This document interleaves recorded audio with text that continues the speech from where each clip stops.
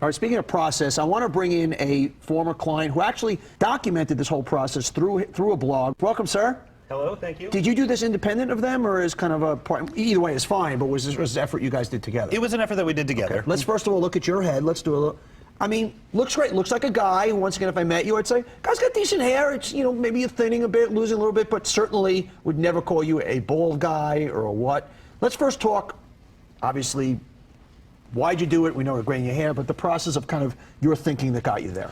Well, of course, when I looked in the mirror, I had the same experience of seeing my father. My hair was thinning. I'm like, what age did it start thinning? My hair started to thin at about 26 or 27. Did you find yourself, I know, and please, this is my crazy out there, everybody, because you stare in the mirror and you're looking, and I guess that there's absolutely. a whole thing that guys go through in terms of, you know. See my dad, my grandpa staring right back at me, all that kind of thing. So, you know, I noticed that, and then it turns out that at the time I was at an advertising agency that was doing some work with Bosley. Love advertising agencies. Right, so they said, well, you know, we'll do your hair. So I said, hey, that sounds great.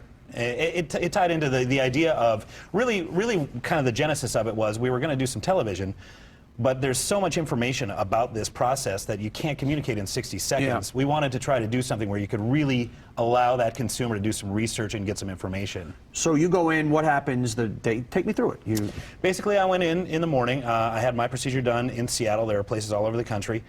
Went in about 8:30. I was in the chair. Got the painkillers right about 8:30 a.m., so it was a good start to the day. And basically what happens is, you know, they take that donor tissue. You're pretty much out for that part of it. There's a whole team of people. There's the doctor, and there's 6 or 7 technicians working on you all day. There's people in the back who are getting those follicles out of that donor tissue while there's people in the room. They make a series of incisions in like a section of your scalp and put the follicles, transplant the follicles in one by one. You kind of go section by section. The doctor leads the whole thing sort of to make sure that the hairline looks natural and the placement looks natural. And I pretty much sat there, joked around with the staff, had some lunch, watched a movie. I was very surprised at how easy it was. Wasn't a big deal. But how about a week or two when you go back to, you take a few days off? Yeah, I took a few days off. I was actually, it varies for different guys. I talked to guys who are back at work the next day. Do you have to wear a baseball hat? Because don't you have stitches and stuff on your head? There's some scabbing. There's some scabbing on the head, definitely. And that does stay, again, it varies for guys. I had that around for about 2 weeks after the procedure. Now, how long ago did you have this done? It was in July. July. Almost 7 months ago. And wow, you going to go back and do more? I haven't decided yet, but I might. Why wouldn't you? I mean, it looks great, but keep adding on. Yeah, you know? well, you know. Now, are you one of those, do you feel a difference now? Do you feel more confident walking into a room? I don't mean to do a cheesy infomercial, but it's like, okay, you obviously, a guy with hair, for the most part, usually has a more attractive, do you feel different? Are you more confident at work and all that with women and all that stuff? I would say that I was pretty confident beforehand. So for me personally, it wasn't necessarily about confidence, but I like the way I look more now. I don't have that fear of winding up like my father or my grandfather. Yeah. How much does it cost to have it done? Varies. It's a per follicle charge, so it depends on how much you want to do. I had 1,900 grafts in my procedure, and the cost was about $12,000. Not bad. Well, let me also be a marketing guy for a second, though. If you're selling the Holy Grail here, and you're basically giving a guy his youth, I mean, one could argue the price elasticity on that is, you know, you could go even higher on that. We could. Our average price is $8,500. Some guys spend up to $13,000, $14,000. Yeah. Okay. A lot of folks make that kind of investment and then some on a car, furniture, or fashion. It's a no-brainer. Well, I want to bring out one of our top producers, Sam, who I guess we could say has male pattern baldness. Do you have questions or something, Sam? Now look, I've got the hair right here. See right here, but is that enough to get it grafted in? So yes, the reason this works, the beauty of this that we didn't talk about was something called donor dominance. When you take the hair from here and move it, it doesn't know you moved it. That's why it continues to grow. Because otherwise, why would it just not go bald there? All right, here. Okay, so Sam, take a look at this head. Go ahead.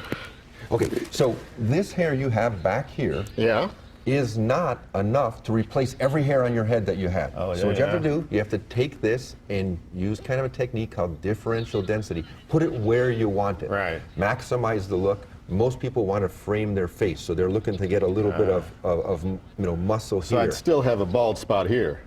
You would. Yeah, and it depends how much you wanted to move and whether you wanted to focus in the back or the front. But for the amount of hair you have here and the amount of hair you don't have here, you would likely just be able to do the front about 2/3. and maintain that back spot. And if I took hair from back here, would I then be kind of bald back here? You wouldn't. You wouldn't, because what we do, if that's the back of your head, and we're going to remove that piece that has the hair, Right. and then when we stitch it together, we pull it back together like that. I see. So what do you think? Yes or no? Why would you do it? Why wouldn't you do it? Well, I tell you, you hit on it a minute ago. The hardest part about it would be to leave work on a Friday night as a bald man and come back in Monday morning with some hair up there, you know, and everybody says, "Oh, you're doesn't doing work. the It treatment." happens you know? gradually. Now, this was gone when I was 25. When I was 25 years old.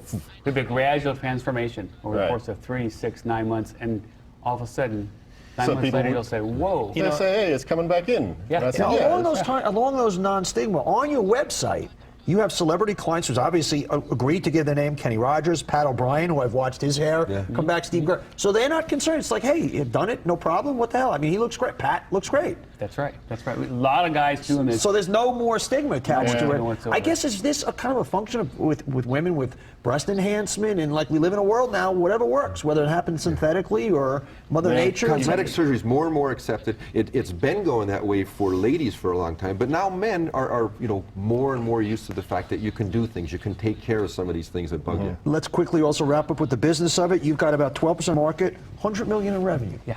A lot of hair follicles. A lot of hair follicles. We've been focused on this for a long time, doing it well, growing at a nice clip every year, double digits every year. Well, guys, this has been fascinating. John, Ken, Seth, a happy customer. Sam, a potential customer. Thanks for being here, guys. We've got more. We're still to come. How many years before we actually cure baldness? The holy grail, that's ahead, as well as more of the leading hair loss experts in the world when we come back. Don't go anywhere. Next, we've got the fastest gadget to ever receive FDA clearance for promotion of hair growth. It's a brand new announcement that could change forever the battle against the bald. And later, the